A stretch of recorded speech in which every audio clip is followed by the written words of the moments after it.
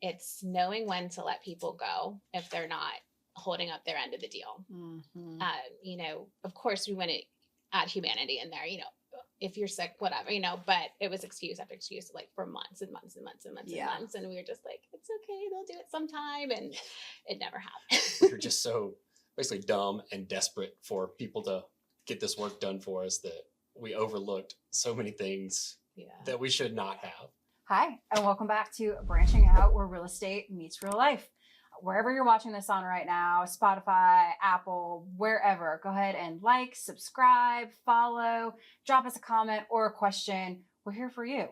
So without any further ado, I'm going to introduce our guests today, Carolena and Brad Barringer. Thank you so much for being here. Hello. Thanks for having us. So this is very special because you were the first couple that we have ever had, and we've had to shift a little bit. If you viewers or watch us, we've shifted a little bit and got a new little change of scenery. I like it. We're honored. Thanks for making the space for us. I love it. Yeah. I love it. So I kind of think of you guys as the Cabarrus County real estate investing powerhouse couple. That is like, when I think of the two of you, I'm like, they are it. You guys are the poster child for that. Wow.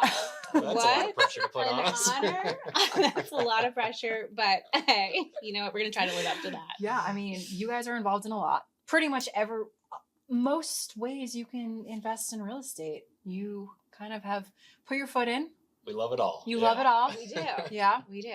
That's awesome. So let's take a step back. And what got you started in real estate investing? That's a great question. You know what? We were kind of in this cycle that so many people are. You make your money, you spend your money, you maybe overspend a little bit, and you don't really know where that goes. And one day we were sitting in church, and Dave Ramsey, the Financial Peace University, came on, like an advertisement for it, and something just like kind of spoke to me, and I said, we should probably do that. I think that'd be a really good thing for us. And so we ended up taking the course, and it really just helped us focus on where is our money going. And it opened our mind to different types of investing. Not only stock market investing, a little bit of real estate in there. So it was kind of cool just to kind of get a little taste of really focusing on exactly what we want to do with the money that we make. And I'm the kind of girl that likes goals. Mm-hmm. So when we would have our budget meetings, it would make so much more sense that if we had a goal in mind to really help us financially in the future, then I really wouldn't want to spend all that money in Target, as opposed to like, if we have no goals, then what's the point? So I thought that was a really cool way that it just completely shifted our money mind. Would you say that's accurate? Yeah, it just got us talking about finances as a couple and just kind of coming on the same literal budget page as one another. Yeah. And gave us that ability to make goals and then to think, okay, well, we have this. What could we turn this into? Well, how can we be strategic with our money and know where we're spending it? And then real estate just kind of comes up naturally when you think about investing and growing your wealth. So we started listening to podcasts. I think Bigger Pockets was one of the biggest influences for us in the early days of investing. Absolutely. You would listen to it at work, and I would listen to it at home when I was doing my chores and hanging out with the kids sometimes. And then we'd come together and we'd talk about it. And it really just lit a fire under us and opened our mind to so many different types of investing, what we want to do with the money that we actually are saving now. And, you know, we want to invest it wisely. And so, like I said, I'm a goal-oriented girl. So we were having a meeting, probably around December, a meeting, you know, just conversation, like goals. What do we want to do for 2021? And since we've been listening to Bigger Pockets podcasts, it was only natural to say, let's just try real estate investing, I guess. And it was a big leap, but we were just so amped up about it. It made it a really awesome and easy decision to do. So that January, we met with a local realtor that's also an investor. And I think that's a really important thing to do. Somebody that's doing it and not just talks about it. And she was awesome, Christy Bradshaw. And she really helped us. And within that same month, we closed on a for sale by owner listing. It was a townhome in Kannapolis. And that was, to date, our easiest deal. We That's did awesome. Nothing to Had it. it rented day one. We did zero rehab. It had like this retro 80s kitchen. It looked like the oven was a time machine. but it still worked great, and it's It still still working to works. this day. That's People are still awesome. living there, and Yeah. it was just super, super easy. Wow. Our first deal, we got lucky. Yeah. Very That's lucky. great. I love that. Yeah. So before Dave Ramsey, though, was real estate investing anywhere on your radar, or was Dave Ramsey and him talking about it like the aha moment that you guys had, where you were like, "Huh, this actually seems pretty genius." Yeah, I mean, we didn't grow up around real Mhm. estate investing. Like, our parents had primary houses, but there was no rental properties. There was no, Right. rehabbing. So Mhm. real estate was not part of our mindset, in the early parts of our marriage, I would say. Yeah. Mhm. My parents did say they got ahead by real estate as far as just their primary property, right? So they would Mhm. move up a little bit, every so often. So they really did kind of put that little seed in my heart that I knew that real estate could be really powerful, but we're doing it in a whole different way than they did. Yeah, for sure. Sounds like they did like the kind of house hacking in a way where, Right. like you said, they would buy a house, live there for a few years, upgrade to another one. Exactly. Yeah, Yeah. that's awesome. Yeah. I love that. All right, so let's get into your backstory. I know you talked a little bit about how you got into real estate, but let's talk a little bit about like what you have gone through prior to real estate investing. I know Brad finally had a business, so let's talk a little bit about that. Yeah. So let's see. I did have a career before, real estate investing and being a real estate broker. Let's see. So I graduated with communications degree, and I always say like I thought, oh, you could do anything with it, but then we got out of school in 2008 when the market crashed, or 2009 when the market crashed, and I was like, what do I do with this broad degree here? But I actually ended up working for a cosmetics company, a really big cosmetics company for a little while, and then I worked at First Television, so I was in the media side, and so that was really awesome. And then my dad was diagnosed with pancreatic cancer in 2015, and I just had my second baby, and so I had to resign. And I mean, by the grace of God, Brad was able to keep up, his salary, and we were okay. We made it in that time period. But that was just like a hard. It's funny how much work can be your identity, and when you lose that, or when you have to step down, and you can speak on that too in your journey. But it really was just kind of threw me into like a tailspin. Just what do we do now? Like, what do I do now? But my calling was to be a mom and to be with my dad. So, and I was really happy there, actually. It took me about a year to really settle into that role. Like, okay, here I am. And then a year or so passed by, and I actually became a Spanish teacher, high school Spanish teacher, because I majored in communications and Spanish. So that was definitely like another a surprise. God said, here you go. But I loved it. I was a Spanish teacher for 5 years. Oh, that's awesome. I did loved not know it. that about you. Yes. So I love education just in general. And we love helping people with investing. And I loved helping my high schoolers learn Spanish and have a passion for that. So that was really special. And then everything kind of changed with our investing. But I'll let you speak on your background before investing. Yeah. So I, like you mentioned before, we had a family business, junkyard, absolutely nothing glamorous about it. It's dirty work. It's taking apart wrecked cars in the hot sun while you're getting stung by bees. It's not fun work, but paid the bills. Get to smash stuff all the time, though. That's kind of cool. Get to smash stuff, and stuff smashes you occasionally too. Sure. So I worked there at the family biz for 17 years. Oh wow! We as a family had been at it for 45 years. The decision was ultimately made for us to sell the business and kind of close it all down. Rock to us for a little while. Were you part of that decision, or did you think that like you were going to be part of this business forever and carry on the family legacy? What was going on there? Yeah, I thought I was going to die there. For sure. You had a little bit of like, oh my goodness, what am I going to do? 100% of my eggs were in this all basket. in that basket. Okay. Like this was my career. That's where I was going to be forever. Yeah. He went there straight out of high school. Okay. That's it's like all I had ever known. That was my path. And then I heard that the rugs getting yanked out from under us. Yeah. And we needed to pivot. Yeah. Which was just so beautiful that we had been doing this investing on the side. Mm-hmm. We always thought we'd have some rentals as like a side hustle and then have the junkyard business later in life. But one just got pulled off the table. So we're like, okay, We have this Alright. investing path that we've already kind of created.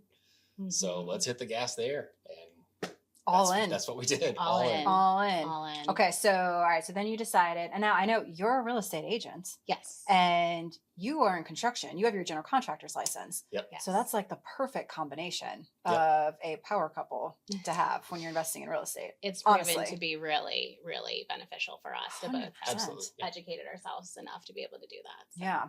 Okay, so when you started in investing, I think you started with long-term rentals. Yes. Maybe did a short-term rental, Mhm. sprinkled some flips in there, but Yeah. predominantly long-term rentals. Yeah. And then your most recent thing has been a new construction Yeah. that I think you sold, right?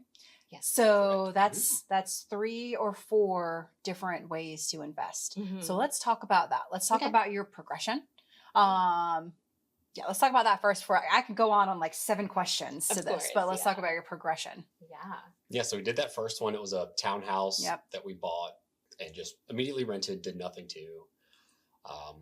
We're like, okay, that was easy. Let's do it again. Like, So this then is we, awesome. Like, this is so simple. Wow. Like, Mhm. let's go. Let's do it again. Yeah. So we find this house. It was built in the year 1900 that we didn't think needed a ton of work. Well, we were very wrong. Yeah. This is your second one you're talking This about. is number Okay, 2. Okay. Yes. We like to call it the humbling house. Got It it. humbled us Mhm. for sure. We got in there and the project just snowballed out of control. We Mhm. went 100% over budget, 100% over budget. 100%. Oh, We went goodness. 300% over our timeline. Mhm. I was talking to my Wow. insurance agent when we were buying it. I was like, don't you have anything less than a 3-month policy for a renovation? Because I was like, I don't need that long. I don't want to pay for 3 months. I only need like 6 weeks. Well, it ended up taking 9 months. Wow. And it just got out of control. We ended up going down to the studs through the whole house. Yeah. We Made a lot paid of stupid somebody to mistakes. remove wallpaper and to remove the popcorn ceilings. And then 3 months later, we just demolished all of that. And did new sheetrock Oh over. my New sheetrock. gosh. Yeah. So we just pivoted so much with that. We truly didn't know what we were doing. You don't know what you don't know. We had But- contractors that were giving us every excuse in the book as to why they weren't showing up for work and just doing sloppy work.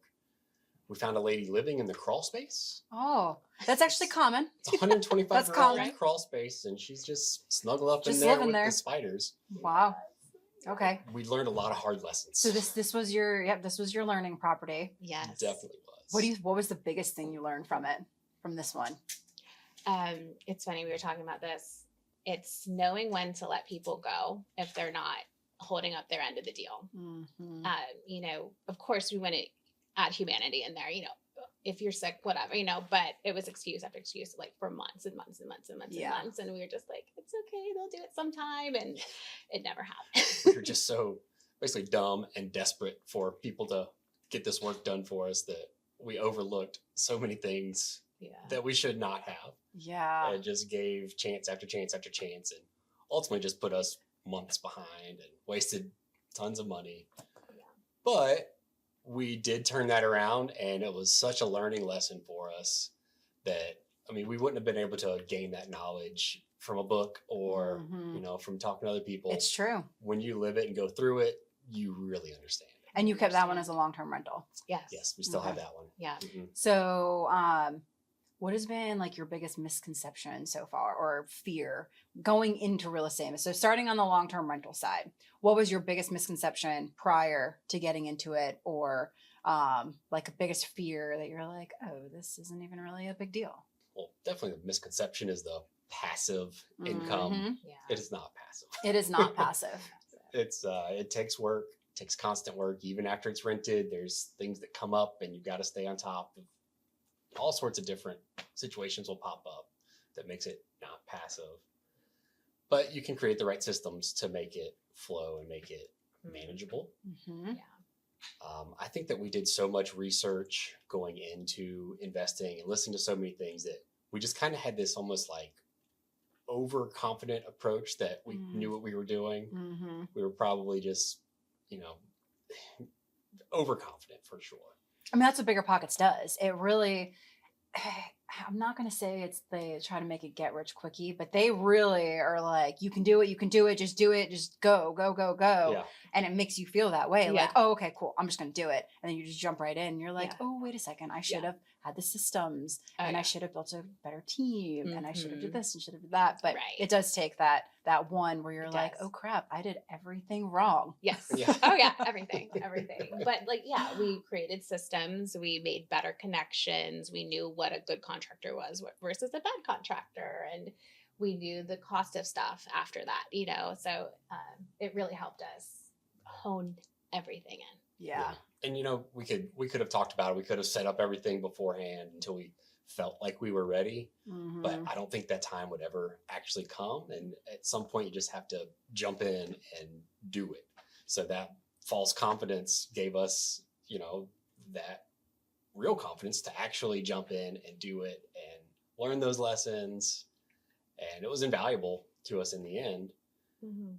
So It's true. that's just such an important thing to get across, is just taking that first step. We talk to so many people that like, oh, I would love to invest. I'd love to get into the real estate game. Mhm. I'm like, you can do it. Like, Mhm. there's steps. There's simple steps. It's not easy, but it is simple. Yeah. Like, you do X, Y, Z, and then you're going to get your first property. Yeah. I mean, Greg says it. He says, ready, fire, aim. Like that's his, he uses that phrase all the time. Ready, That was fire, us. aim. Yeah. So that was Yeah. definitely you. Yeah. But I mean, you learn from that. Okay. So long-term rentals, you had some short-term rent. What do you like better? Long-term rentals or short-term rentals? Ooh, Where was your short-term rental? Our short-term rental is on High Rock Lake. Oh, okay. Yeah. Little Nice. A-frame house on the lake. We've got Okay. kayaks, and it's just a So it's destinationing. little- It's not like Yes. it's just here in Concord or Kannapolis, which Yeah. is still kind of destinationing. Mm-hmm. Okay. Yeah. So how did that one go for you? It's been going good. well. Okay. Yeah, Oh, you it's still going have well. that? we do still have it. it. Yeah, we still Awesome. have it. And I would say I prefer long-term rentals. There's a little bit more hands-off of that because we self-manage everything. So we self-manage Airbnb, we self-manage all of our properties. Mhm. And sometimes with long-term rentals, you won't hear a peep for 6 months. Yep. And then everything just starts happening at once. So Yep. like maybe 1 or 2 months, it's Mhm. just like constant calls and texts from tenants. It's funny how that works, but yeah. But for the most part, it's pretty quiet. And that really comes down to choosing really good tenants. Mhm. And we meet everybody in person and we just make sure that we get a good feeling from them and we really vet everyone really well. Yeah. And then short-term rental, Dave Ramsey says this. He says short-term rental is like running a mini hotel. Mm-hmm. You have to constantly be on because people are only there for what, two days, maybe a weekend, maybe a Mhm. week. So if something happens, they need it fixed immediately. So as you said, it's not passive income. It really isn't It's passive not. income, Yeah, especially especially if you're self-managing. Exactly. Like that is a lot. Yeah. Okay. So long-term rentals, short-term rentals. Now I think your next one was a flip. Flip. Yeah. All right. So what got you into that? That's a good question. We just saw a deal. We're Well, You're like, I'm okay, trying to flip let's do things. this. Yeah, let's try this, Yeah. right? Because we didn't try before, so why not? But I think every deal that we come across, we really run the numbers, like what's going to make the most financial sense with this one. And for that one, it actually made the most financial sense to flip it because the market was good at that point in time. So it's really dependent on where the numbers land, what the market's like, if you hold it or sell it. Like with our Humble house, the Nightmare one, we thought it was going to be long-term rental. The market was great. So we're like, let's just try to flip it. So then we changed strategy and we were like, let's flip it. We actually put it on the market. The same weekend we put it on the market, the rate shot up. So we're like, okay, God, we're not meant to sell this thing. Yep. And thank goodness we didn't, truly. But so it's just everything. We really analyze it really well to figure out what's the best strategy for this. And since we've done a lot of them, we can really put it in a category of flip, long-term rental, short-term rental, etc.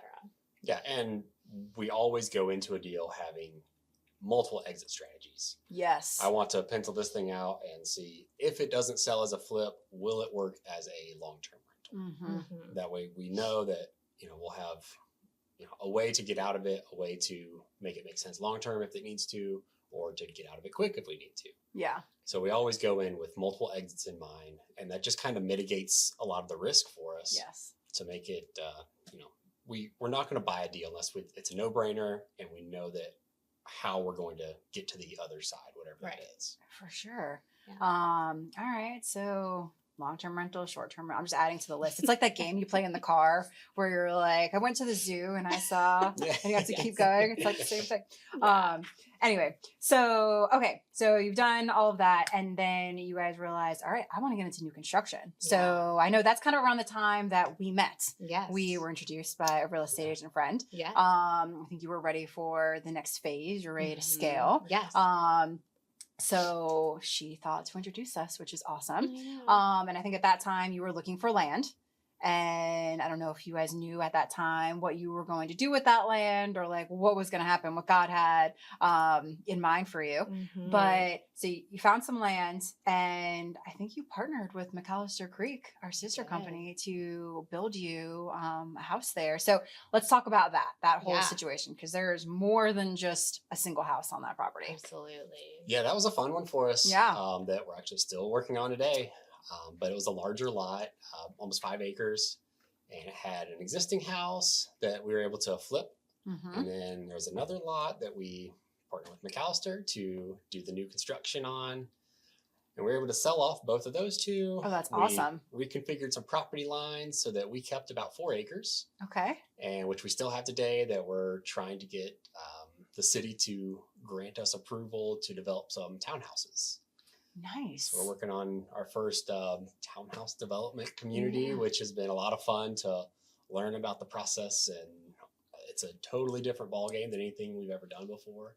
But it's been a lot of fun, going down this rabbit hole. That's awesome. And then McAllister Creek's helping you with that. They helped you master plan all of the townhome side. Yeah, they've been crucial in helping us, just make sure we're not crazy for trying to do this and giving us guidance along the way. They've been awesome. It's been a great partnership. Yeah. And I'm sure you are learning a ton with your general contracting license. Like you should almost be ready to do this yourself after this project. I feel like you're going to be like, oh, okay, cool. Maybe I'll try it on my own and just, you know what I mean? Yep. And that's a conversation that we do have often.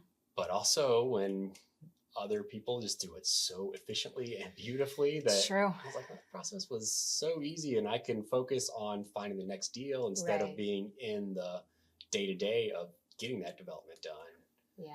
That it's kind of like, where do you want to spend your time? Like, there's a whole saying of, it's like 10% of your effort gets 80% of your returns. So you want to try to be in your zone of focus where you're going to maximize, your time and make it most valuable. And right now we like just being investors. Yeah. Finding the deals, talking to people, Yeah. talking to clients and sellers of land and homes. So.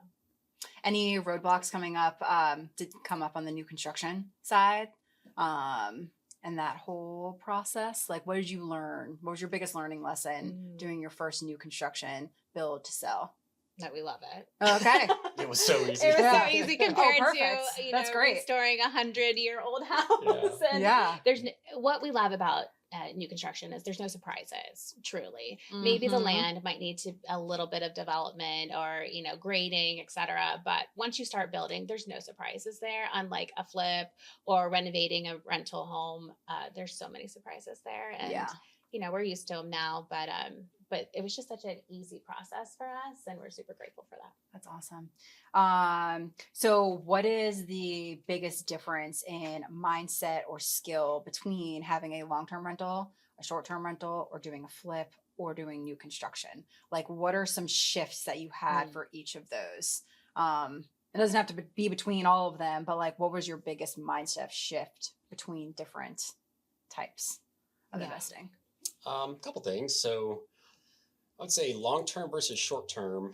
Long-terms are a lot easier to know your numbers, to run your numbers, because you've got that rent locked in. You can get a really good feel of like market rent and what you can expect to get.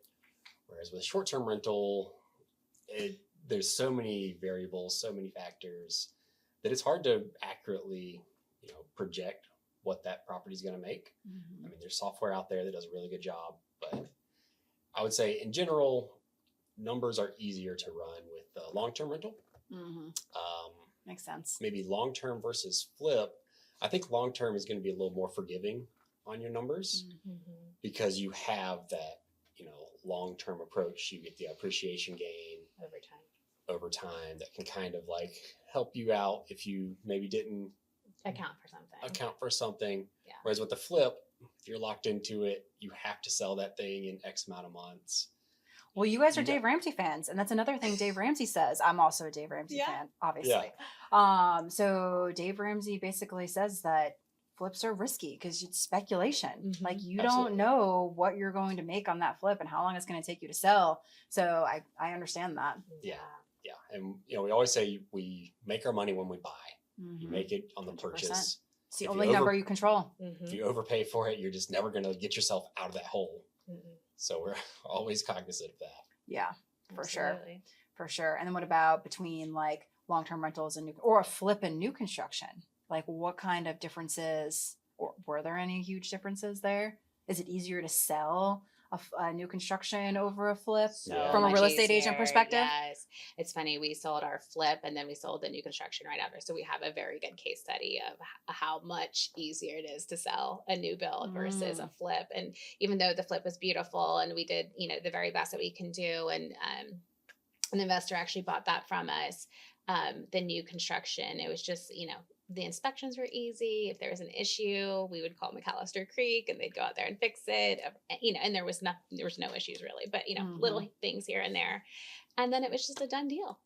There was no negotiations. There's no like, oh, we didn't know about that, or we found this. And so for perspective, the flip sold in about 40 days and the new construction sold in 8. Wow. And that was like a month apart. Wow. So we're around the same time period. That's awesome. And we just talked about build to rent last week, guys. So listen to that podcast from last week. Okay. So what kind of tools have y'all used, person or somebody, to help create that clarity and the confidence in order to, for lack of a better word, to branch out into all these different ways of investing? What have you guys found to be the most helpful for you? Well, I think it's putting yourself around, there's several different parts. Putting yourself around other investors, so like-minded people that have the same goals and desires for their life that you do. So it'd be very different if I'm talking to somebody that worked at a bank for 30 years versus somebody that's in the game doing it. Mm-hmm. So I think it's a very different. So putting yourself around people that are doing what you do, putting yourself around people that do it better is key. And then also going to meetups and coming to Branch Wealth Partners has really just been such a game changer for us. We got that community here with the monthly meetings, and we also have that one-on-one time with Greg for our consultations, and that's really kind of, he refocused what we were doing. We were kind of, before we came, it was a year ago. Yeah. October 2024, I was looking it up. We came to Branch and been big fans ever since. But after you hearing guys are him our speak, biggest fans. You're like all of our monthlies. You're all of our things. That's why we love you. Yeah, it's so good. We really do. But Greg has been such an integral part of just helping us level up our mindset. We brought him the deal that we were talking about. We sold, and now we have the 4 acres. And he just said, go for it. And he kind of gave some guidance on that.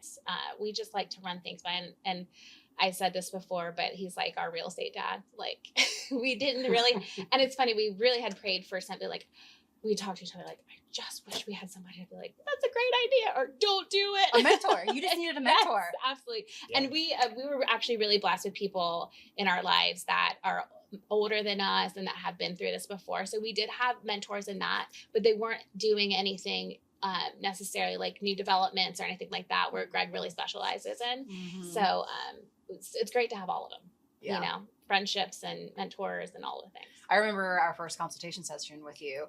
Greg whiteboarded out all of your LLCs and like did a whole new org chart for you guys. And I think he had like 10 action items for you. Yeah. And he was like, all right, you need to do this, and this, and then let's reconvene. Yeah. And you guys were on it. I think maybe we were meeting at like a monthly or like bi-monthly cadence for several months. Yeah.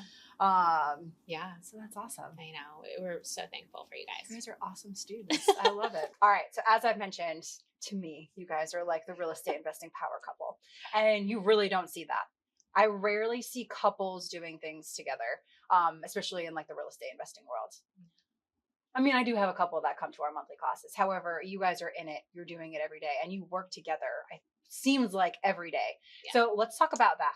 I'm sure there's challenges. So let's just dig into how you guys work together, what kind of challenges you've had, why it's better working together as a couple, things like that. So it's funny. So he was at the junkyard for 12, 13 hours a day. I was raising our girls, working, doing all the things. So we really kind of led separate lives to a degree. Obviously, we see each other at home. But when everything closed up at your former junkyard, we really just found each other like, oh, hey, what you doing today? You're always here. It was just such a jolting change for us, but in a really great way. Yeah. It took us a little bit to kind of get used to a new flow of things, truly in the home for work. And now we're like starting this business venture together. So it took us a little bit to adjust, but we really found that I have specific strengths that he may not, and then vice versa. Mm-hmm. So, I mean, I can speak on your strengths. He's just really great at deal analyzing. He will deal after deal after deal, just look at the numbers and the more practice you get, the better you are at it. And he's great at project managing, and that comes with time, right? So every project he got better and better and better. And what else did we talk about? Well, projects are kind of easy to manage because you have a great design, foresight, and you can kind of tell us where we need to be going and what the end product needs to look like. So it kind of makes my job easy to at least know where we're going, even though sometimes your requests are hard to pull off. High expectations. Come on. I'm a bit of a perfectionist, but I always say that he makes my creative visions come to life, and it's so fun to see that we'll do like a mock-up in our system, and it turns into like exactly what I wanted, and it's a really fun process with him because you just make all my designer dreams come true. That's it's really so fun. cute. Yeah. I'd say I'm a lot more goal oriented, like I said. So I love to keep us on track. Like, let's keep moving forward. And you're in like the minutia of the construction and all of that. You're like really good at just keeping us on track with that stuff as well. Yeah, I think we make a pretty good team. I think so too. Might figure this out one day. Yeah. I think you guys are doing great. All right, let's talk about your successes. So what's your biggest win so far, real estate investing wise? What do you think? I mean, just in a broad sense, I would say freedom, the time freedom that it's given me and us, our family. Yeah. That's just a win that you can't even quantify. Mm-hmm. While that big transition was like so scary in our lives, it's truly been the biggest blessing that we never knew that we even wanted. And it's been such a cool thing to be able to see him spend more time with our kids, and we can go on a little day trip or go for a walk at 3:00 on a Tuesday, but we're also working at 8:00 on a Wednesday night, or and I'm on the phone with a client, or so our work schedule just looks so different than it used to, but it's a really beautiful thing. Yeah, that's awesome. I love that. Okay, so besides your humble house, yes, what is another like crazy story that you have? Crazy, like, oh my gosh, I can't believe this is happening story. So I'm going to talk about Houston. Yeah, so there's one that we bought off of a wholesaler. We went to this property. We had 15 minutes to walk it and make an offer. High pressure sales, right? We won it, and the floors were kind of a roller coaster. A little wavy. Yeah. We thought we could overcome it, okay, but the more we got into it, there was a boulder that some of the wood was just sitting on. That was our foundation. It was just this old rock. It was settling in all different places. It was terrible. It was so bad. So to the point. We had to rip out the entire floor it was like a 900 square foot house. Every joist from the floor system was pulled out. The walls were just, wiggling back and forth all around the house. Nothing supporting that. And, you would open the door and you'd just see the dirt. And I think we're just looking at you like, what are we doing? Yeah. What did we buy? Why did we do this? But a big learning lesson from that is make sure that the foundation is sound. So we have never bought a house since then that has, there's going to be a little bit of, unevenness for sure with older homes. But if there's major foundation issues, we stay very far away from them. I mean, it sounds like new construction is what you guys want to do anyway. So, Well, and that's what we did inside of an old house with this one. So it's brand new except for the shell. so you've had a couple of humble houses then. Yes, a couple, for Right. sure. All right. So what's for your future? What's next? What do you guys have planned? We're really excited about new development right now. Yeah.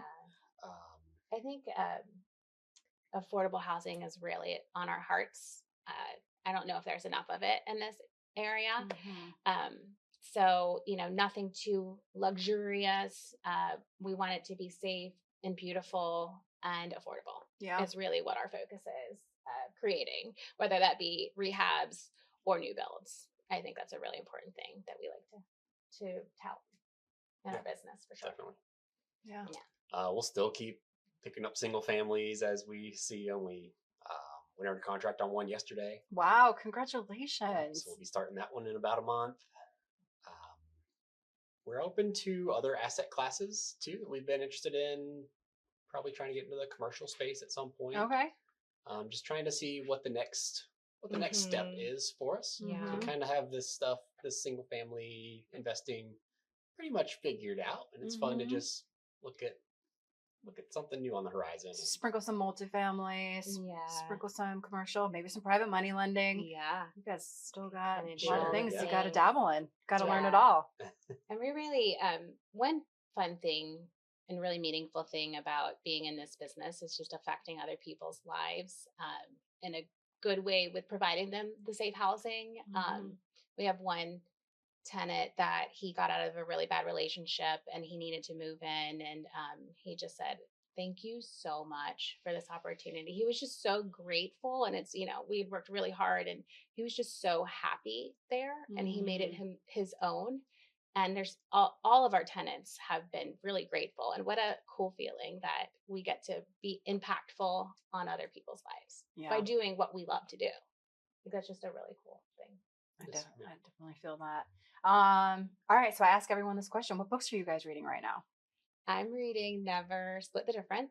One of my favorites. I love it. It's, How many times have you read it? Exactly. Yeah. Over and over again. But it's just it's a great book. And being in real estate, you're constantly making deals, you're constantly talking to people. So it's really important to know how to deal with them, and I think I'm really good at reading people, but this has really just honed in my skills. So that's what I'm reading. What are you reading, Brad? Working through The One Thing by Gary Keller. Just kind of focusing your mindset to what is the most important thing you can do that's going to affect the most amount of change in your life. For me, I kind of think of finding deals should be my one focus. Then everything else will trickle down from that. I mean, you're great at it. Once I can find the deal, then it will blossom. So that's kind of my one thing, is looking for the deals. Love that. Very cool. Absolutely. All right. So you guys get to experience our 5-minute fast fire section of our podcast. So what we're going to do here is I'm going to grab our handy dandy little timer, and I'm going to ask you 5 questions. We're going to start the timer for 5 minutes. I'm going to ask you 5 questions, and we just have to get them all answered in less than 5 minutes. So it should be pretty easy. I'm going to put this on here. I'm going to start to the timer. All right. So flip, build, or hold. Pick one forever. Definitely not flip. Too stressful. So stressful. Build and hold. Can I say that? So like build to rent? hold? Build to rent. Yeah. Oh, that's awesome. That's a great strategy that we're looking into for sure. I love that. Yeah. I mean, if I had to pick something forever, that seems like the least amount of headaches. I mean, Absolutely. you sold me. That's like my next step too. And I think that's the way I'm going to go as well. What was the best piece of real estate advice you've ever received? You make your money on the buy. I think that's truly important, and we really focus on the numbers, and we try not to get too emotional about anything. If it doesn't work out on paper, we don't do it. And if he doesn't approve of the deal, we don't do it. If I don't approve of the deal, we don't do it. We have to be on the same page, or it's going to be a nightmare working together on that project. That would be mine. What about you? Yeah, no, I think you nailed it. That is probably the most important thing that I think when I go into negotiations with the seller that I need to not go over this certain number. You have to be ready to walk away from any deal at any time. It's not easy. We've lost several that kind of kicked myself like, oh, maybe we should have pushed it a little bit more. Yeah. But we just know where to draw the line, and It wasn't meant to be. it wasn't meant to be. That's exactly. great. I love that too. All right. Cash flow or appreciation? What do you love more? Cash flow. Mm, Especially Cash flow being all day long. full-time investors, cash flow is Mhm. really important.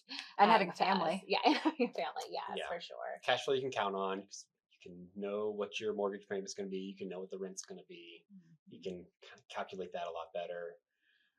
Appreciation, we all hope for. We appreciate it when we get it, but it's not Yep. guaranteed by any means. Right. So if I'm making a play, it's cash flow over appreciation every time. Yep. I agree with that too. All right. What's your favorite way to celebrate a closing or project completion? It's been our tradition, but we never like spoke it out loud before. But we always just go to a Mexican restaurant after we do a closing. We just go to a Mexican restaurant, have the chips and queso, enjoy a little margarita every now and then, and just relax and celebrate.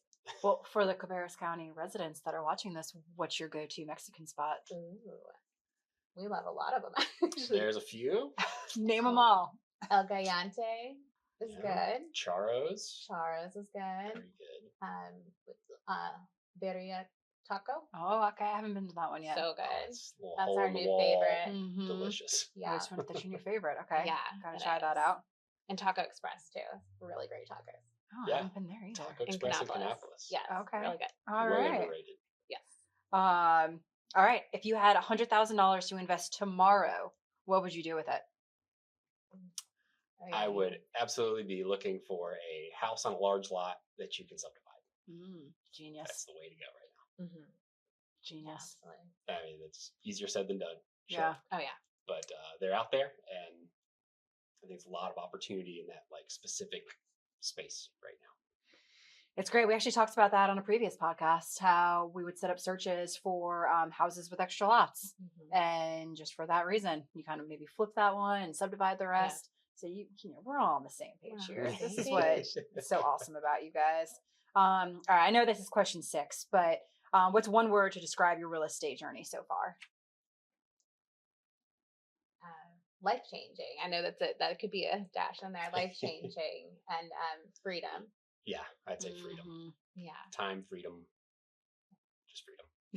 I love that because you guys love to travel. I follow you on social media. You guys are always somewhere. It's awesome. We do love to travel. Yes. It's good. Yeah. Awesome. Well, you guys are great because we still have 48 seconds left to spare. Woo! So winner on We that. did it.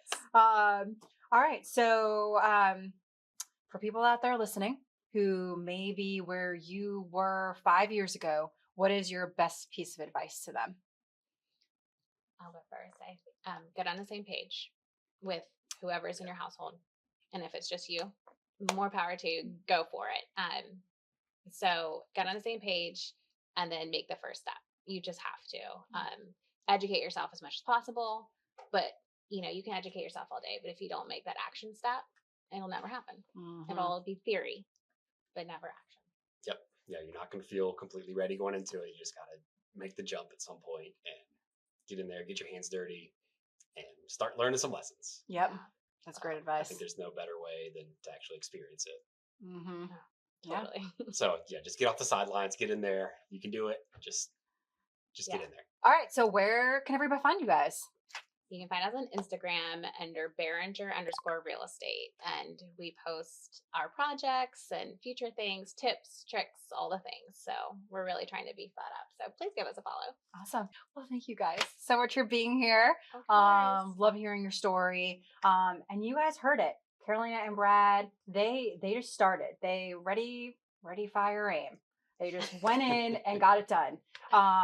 So and as you said, they wanted a mentor, they prayed for a mentor, and they found us. So if you guys are in the same boat and you don't have clarity or the confidence yet to buy your first property, reach out to us. Go to our website, branchwealthpartners.com. Reach out to me.